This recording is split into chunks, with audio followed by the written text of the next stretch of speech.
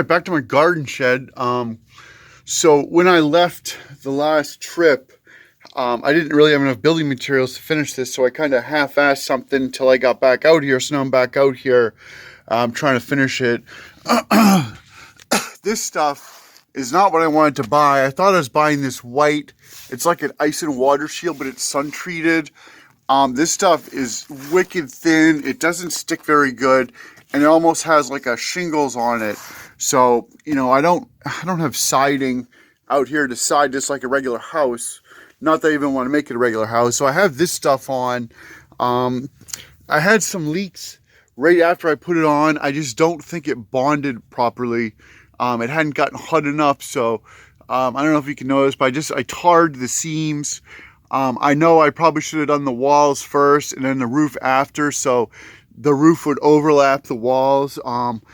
But when I was doing it, I had help to get the stuff up on the roof, so I just did the roof first. This is not the proper way to build a house, but it's also not a house, so I guess it doesn't really matter. So this is my garden shed. Like I said, I didn't have enough building materials to finish it, so I ended up having this piece of plywood, this big one right here, on the floor, to have a temporary floor while I was gone, just so I could put all my stuff in here. But before I brought it in, I didn't have that back piece of plywood on the wall, so I slid it through the back wall to put it down. And as I got building, I was like the little engine that could.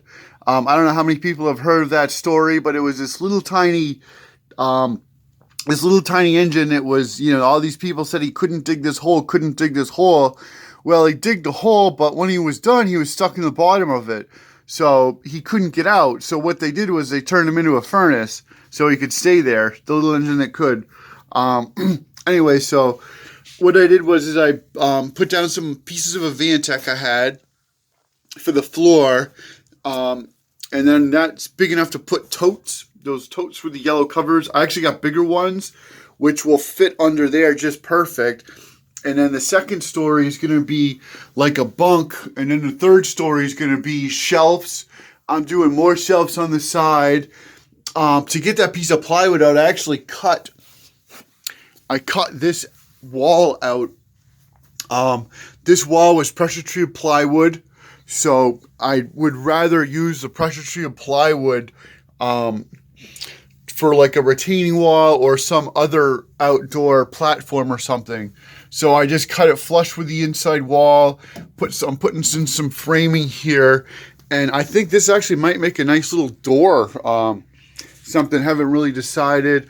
I'm probably gonna take that middle floor joist out and block it in, and actually build like a trap door with maybe like a pulley system on the roof to pull it up. That way I could use underneath for storage for like maybe water or gasoline or, stuff I don't really, want to have in like a living space, or just don't want to have it around anyways. Plus it would almost keep it cooler having it underneath. So that's kind of where I'm at with that. The other night I started digging this out. You can see the sand, it was similar to this side over here, how it kind of just like rolls up. So I basically took that whole mound of sand out of this one little area here, just to kind of clean it up, because these are so low here. I kept hitting my head on it. So I want to try to figure out some way to get a new post in here to try to level it, because it's out quite a bit, and then kind of connect it through the bushes to the main tree fort structure. And then put some like deck boards up higher, because this is the wind carries the rain in through this opening.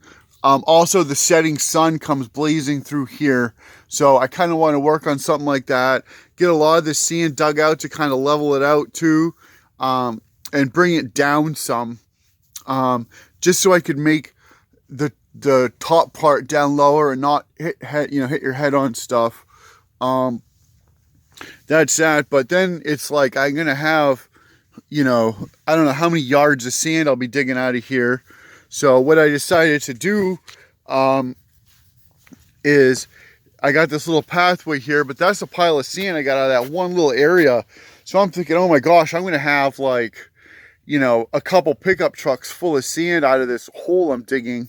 So what I'm kind of learning is that there's seaweed down towards my ladder on that end that rolled over. You know, like the rollover is it gets like stuck in the sand, and then the beach like rolls over the top of it. So there's seaweed that's actually buried in the beach over there. And I noticed a little tiny dunegrass had spawned out of it. And you know, 7 years ago when I built that big seaweed pile up along the banking, and then the sand rolled over it all this dunegrass formed. So I'm wondering if there's like a connection between burying seaweed in the sand will spawn dunegrass. So this is gonna be my little experiment over here that I'm gonna be burying seaweed, you know, in the beach here, and covering it with sand to see if I can get dunegrass to spawn, because I kind of want to build a big wall through here as like a storm blocker. See, you know, it seems like, I don't know, something to do. Plus I want to see if actually burying seaweed can actually spawn dunegrass.